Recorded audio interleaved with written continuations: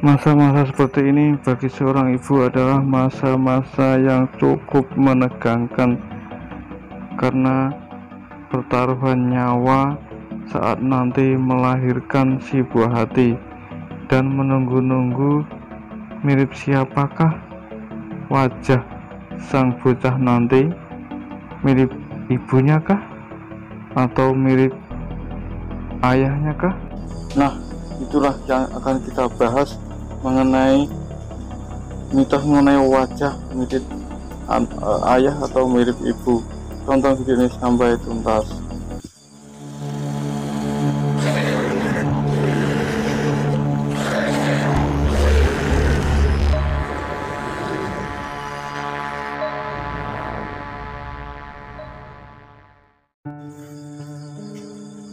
Yang pertama adalah apabila lahir anak laki-laki yang wajahnya mirip ayahnya.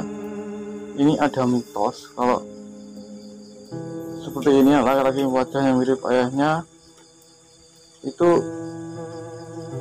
konon itu susah ya, mencari rezeki itu susah, kemudian tidak pernah akur dan sering akan ada kalah salah satu ya.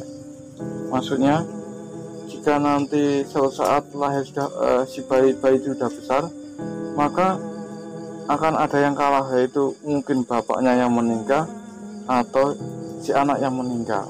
Itu ada mitos seperti itu ya.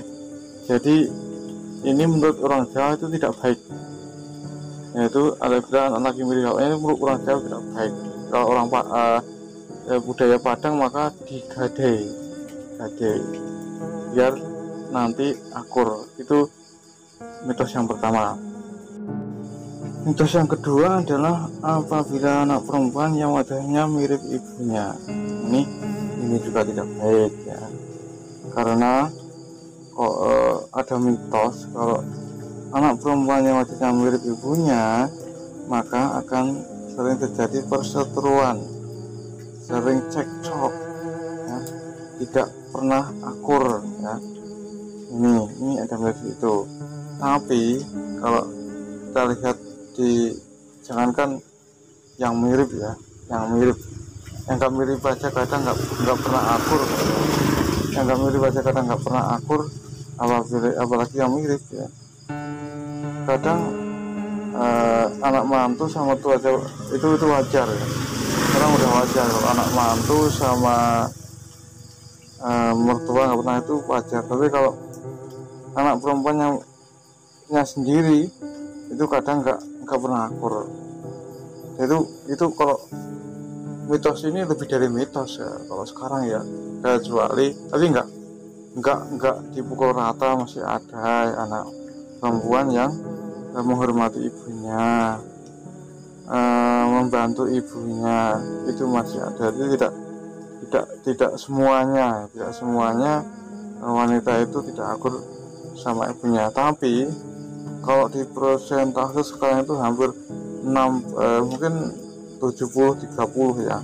Yang 70 itu nggak pernah akur, yang 30 itu akur ya. Kecuali kalau emang itu nggak serumah, itu kadang-kadang kalau jauh itu bisa dimaklumi ya. Kemudian yang ketiga, apabila anak laki yang wajahnya mirip ibunya, ini bagus, ini nggak apa-apa ini ya. Tapi ya juga namanya juga mitos, nggak jaminan, karena rezeki itu yang ngatur Allah, bukan yang mengatur karena wajah ya. Jadi kalau ini kalau anak laki yang mirip ibunya atau anak perempuannya mirip ayahnya, itu akan hidup enak juga belum tentu ya. Ini kan mitos ya, karena banyak sekali anak perempuan yang mirip dengan ayahnya juga hidupnya sengsara dan nggak pernah akur juga banyak ya. Nah ini kalau mitos Jawa ini bagus ya.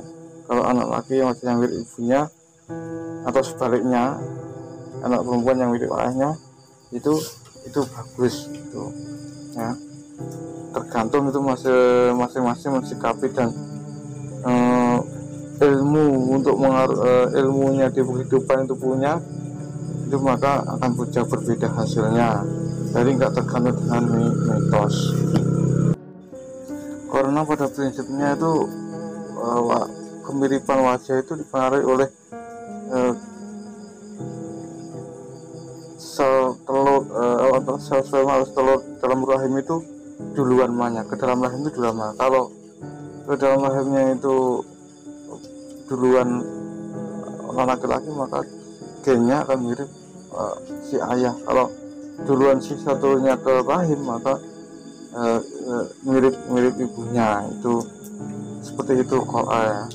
Jadi masalah mitos wajah ini memang sebagian orang itu masih percaya dan memang bisa terjadi ya. Tapi kalau yang nggak percaya ya masing-masing ya.